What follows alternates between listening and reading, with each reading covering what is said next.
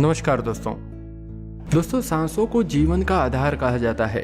बिना सांसों के जीवन की कल्पना करना भी मुश्किल होता है। लेकिन दोस्तों इस सांस को लेते समय हम कुछ छोटी मोटी गलतियां करना शुरू कर देते हैं, जो समय के साथ बढ़ती हुई हमारे शरीर में कई सारी बीमारियों को पैदा कर देती है। इस वीडियो में मैं आपको बताने वाला हूं कि हमें सांसें लेते समय क्या गलतियां नहीं करनी चाहिए और सांसें कैसे लेनी चाहिए। दोस्तों वीडियो को पूरा आप जरूर देखें। इसमें जो जानकारी बताने वाला हूं वो आपने कभी भी सुनी नहीं होगी। दोस्तों जब भी हम सांस लेते हैं तो हम दो क्रियाएं करते हैं। पहली क्रिया हम सांस को लेते हैं और उसके बाद हम सांस को छोड़ते हैं। जब हम सांस लेते हैं तो उस समय हमारा शरीर बॉडी में ऑक्सीजन को ले लेता है और बाहर निकालते समय कार्बन डाइऑक्साइड को बाहर फेंक देता है। ऑक्सीजन को प्राणवायु कहा जाता है और कार्बन डाइऑक्साइड को वेस्ट कहा जाता है। जब हम ऑक्सीजन लेते हैं तो वो ऑक्सीजन हमारे शरीर में ऊर्जा का निर्माण करती है और उसी से हमारा शरीर चलता है। जब भी हम सांस लेते हैं तो सांस में मौजूद ऑक्सीजन और कार्बन डाइऑक्साइड हमारे खून में मिल जाते हैं और इसका एक खून में निश्चित स्तर होता है। जब ये दोनों चीजें शरीर में संतुलित मात्रा में रहती है तो खून का पीएच लेवल स्थिर रहता है, संतुलित रहता है। जिस इंसान का पीएच लेवल संतुलित होता है उसे बीमारियां नहीं होती है, वो कई सारी भारी बीमारियों से बचा रहता है। लेकिन जब खून का पीएच स्तर बिगड़ जाता है तो शरीर 400 से ज्यादा बीमारियों को पैदा कर लेता है और धीरे धीरे शरीर में कई सारी बीमारियां हो जाती है। अब ये मात्रा असंतुलित तब होती है जब हम ओवर ब्रीथिंग करते हैं। ओवर ब्रीथिंग का मतलब जब हम मुंह से सांस लेते हैं। मुंह से सांस लेना ही हमारे शरीर में 400 से ज्यादा बीमारियां पैदा कर देता है। दोस्तों इस बात का ध्यान दीजिएगा कि जब भी आप सांस लें नाक से लें। हम में से कई सारे लोग मुंह से सांस लेते हैं और उसे नॉर्मल समझते हैं। जब आप मुंह से सांस लेते हैं तो नाक की तुलना में 10 गुना ज्यादा हवा अपने फेफड़ों में डालते हैं और वहीं से सारी बीमारियों का गणित शुरू हो जाता है। तो चलिए अब हम आगे जानते हैं।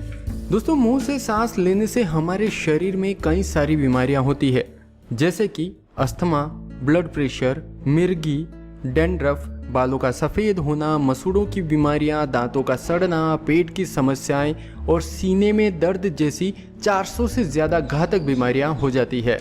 मुंह से सांस लेने से हमारे मुंह में स्थित लार सूख जाती है और इस लार में कई जीवाणुओं एवं विषाणुओं को समाप्त करने की क्षमता होती है।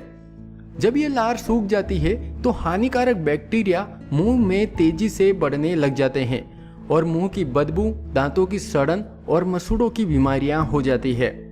इस लार के सूख जाने से हमारा पाचन तंत्र भी खराब हो जाता है, क्योंकि इस लार में कई सारे पाचक रस पाए जाते हैं जो कि सूखने पर खत्म हो जाते हैं और पाचन तंत्र खराब हो जाता है।